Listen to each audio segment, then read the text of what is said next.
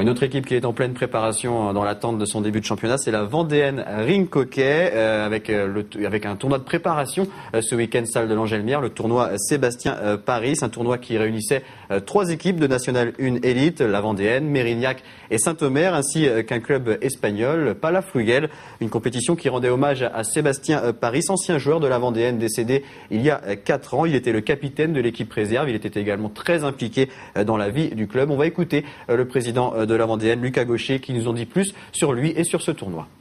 Sébastien, c'était un joueur à part entière et de la Vendéenne, et puis c'était quelqu'un qui était très impliqué dans la vie du club, donc qui était très très apprécié, et ça nous a fait beaucoup de mal de le perdre.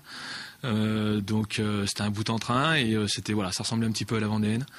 Donc c'était important de faire quelque chose. C'était l'occasion de faire un tour de préparation, et puis on voulait en profiter aussi pour que tous ceux qui ont joué avec lui, qui l'ont connu, qu'on fait beaucoup de troisième mi-temps avec lui, se retrouvent pour faire un petit match entre anciens. Donc voilà, avec une petite minute de silence, et puis bien évidemment, comme d'habitude chez nous, dans la bonne humeur, comme l'aurait aimé Sébastien, quoi. Et pour l'équipe Fagnon de la Vendéenne, ce tournoi permettait évidemment de bien se préparer pour la nouvelle saison qui débutera le 15 octobre. Il y a eu du mouvement à l'intersaison du côté de La Roche-sur-Yon qui compte bien jouer une nouvelle fois les premiers rôles dans son championnat, mais aussi réaliser un bon parcours en Coupe d'Europe. La caméra de 85 chrono était présente lors du match face à Saint-Omer.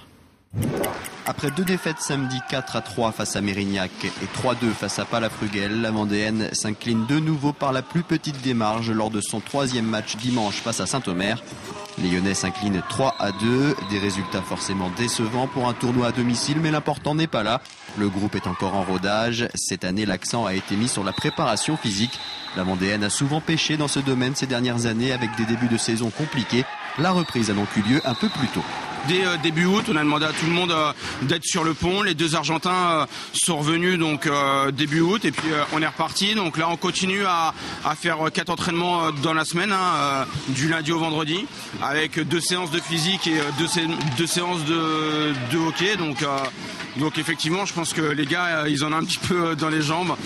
Une nouvelle organisation a été mise en place. Sergio Burgoa reste entraîneur-joueur. David May prend en charge la préparation physique. Et Jean-Philippe Brison devient officiellement coach après l'essai concluant de la saison dernière. La mission première est de trouver de la cohésion dans l'effectif avec 3 nouvelles recrues. Un gardien, Gaëtan Guillaumet, 3e gardien de l'équipe de France. Un joueur français, Florian Tessier, de l'ASTA Nantes, qui revient aux sources puisqu'il a évolué chez les jeunes à la Vendéenne. Enfin, un joueur argentin, Alberto Morales, en provenance de Saint-Brieuc. Un joueur talentueux qui va devoir s'adapter à une nouvelle philosophie de jeu. Comme tous les Argentins, ils ont le petit truc en plus. Maintenant, c'est une très grosse individualité. À Saint-Brieuc, c'est vrai qu'il marquait beaucoup de buts. Il jouait d'une façon. On lui demande pas du tout de jouer pareil ici à la Vendéenne. C'est beaucoup plus collectif. Donc il faut qu'il se mette dedans. Il y a une cohésion, je vous dis encore une fois, de groupe à avoir. Donc on a confiance en ces 3 joueurs. Le coach devra chaque semaine faire des choix puisque le règlement autorise seulement 2 joueurs mutés sur la feuille de match en championnat. Aucune restriction en revanche pour la Coupe d'Europe. Les choses sérieuses débuteront le 15 octobre avec la réception de Saint-Brieuc.